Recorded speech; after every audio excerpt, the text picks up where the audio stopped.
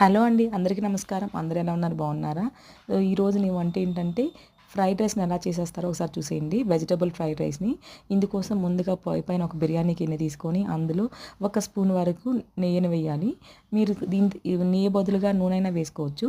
నేను 1 స్పూన్ వరకు నెయ్యి తీసుకొని వేసుకున్నాను. ఈ నెయ్యి మెల్ట్ అయిన తర్వాత ఇందులోనే గరం మసాలా దినుసులు వేసుకుంటున్నాను. అందుకోసం నేను చెక్క, లవంగాలు, అదేవిధంగా యాలకులు, కొద్దిగా మిరియాలు తీసుకున్నాను. ఒక 4 మిరియాలు, 2 యాలకులు, ఒక 4 లవంగాలు, 2 ఇంచుల చెక్క వేసుకున్నాను.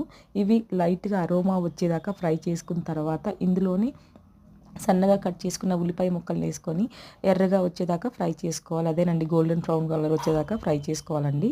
మనకు తొందరగా గోల్డెన్ బ్రౌన్ కలర్ రావాలంటే ఇంత లైట్గా సాల్ట్ వేసుకోవాలి. తర్వాత ఇందులోనే టమోటా ప్యూరీ యాడ్ చేసుకున్నాను. 2 టమోటాలతో ప్యూరీ చేశాను. దాంతోపాటు అల్లం వెల్లుల్లి వేసి పేస్ట్ కొట్టాను.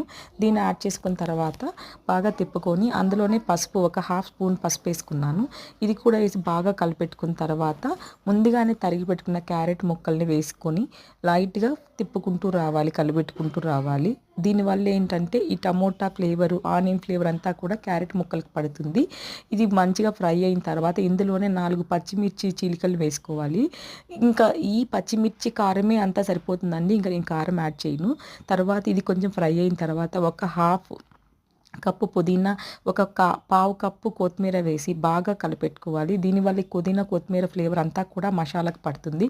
ఇవి కూడా బాగా ఫ్రై అయిన తర్వాత ఇప్పుడే మనకు కావలసినంత సాల్ట్ వేసుకోవాలి. మరీ ఎక్కువగా కాకుండా సరిపడినంత సాల్ట్ సరిపడినంత సాల్ట్ వేసుకొని తర్వాత కావాలంటే చివరిలో వేసుకోవచ్చు. ఈ సాల్ట్ తర్వాత 1 స్పూన్ ధనియా పొడి, అదేవిధంగా ఒక 1/2 స్పూన్ వరకు బిర్యానీ మసాలా లేకపోతే గరం మసాలా యాడ్ చేసుకోవచ్చు.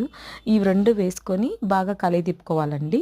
ఇది తిప్పుకోవటం అనేది బాగా ఇంపార్టెంట్ అండి. ఎందుకంటే ఈ మసాలా ఫ్లేవర్ అంతా మన క్యారెట్ ముక్కలకి బాగా పట్టేటట్టు చూసుకోవాలి. తర్వాత ఇందులోనే ఒక 2 టేబుల్ స్పూన్ వరకు కర్డ్ యాడ్ చేసుకోవాలి. ఈ కర్డ్ వేయడం వల్ల మంచిగా రైస్కి ఫ్లేవర్ వస్తుంది, టేస్ట్ బాగా ఇంక్రీజ్ అవుతుందండి. ఇది వేసిన తర్వాత మూత వేసి పెట్టుకుని ఆల్రెడీ నానబెట్టుకున్న బియ్యాన్ని వేసి బాగా కలిపెట్టుకోవాలి. 1:2 రేషియోలో ఎసరు వేసుకొని వాటర్ యాడ్ చేసుకోవాలి. నేను ఆల్రెడీ హాట్ వాటర్ వేడి చేసుకున్నానండి. ఇవి పోసేస్తున్నాను. దీనివల్ల మనకు స్టీమింగ్ టైం అనేది తగ్గిపోతుంది అనమాట. దీన్ని ఒకసారి బాగా కలిపెట్టుకున్న తర్వాత మూత వేసుకొని పక్కన పెట్టుకోవాలి. తర్వాత ఒక 5 మినిట్స్ తర్వాత సిమ్లో పెట్టుకొని 10 మినిట్స్ ఆర్ 15 మినిట్స్ వరకు ఉంచిన తర్వాత చెక్ చేసుకోవాలి. ఇప్పుడు ముక్క బాగా రైస్ అనేది మంచిగా ఉడికింది, కొంచెం మాయిస్ట్ కూడా ఉంది. ఈ స్టేజ్లో స్టవ్ కట్టేసుకొని ఒక 5 మినిట్స్ తర్వాత సర్వ్ చేసుకుంటే super tasty fried rice ready అండి. మీకు నా వీడియో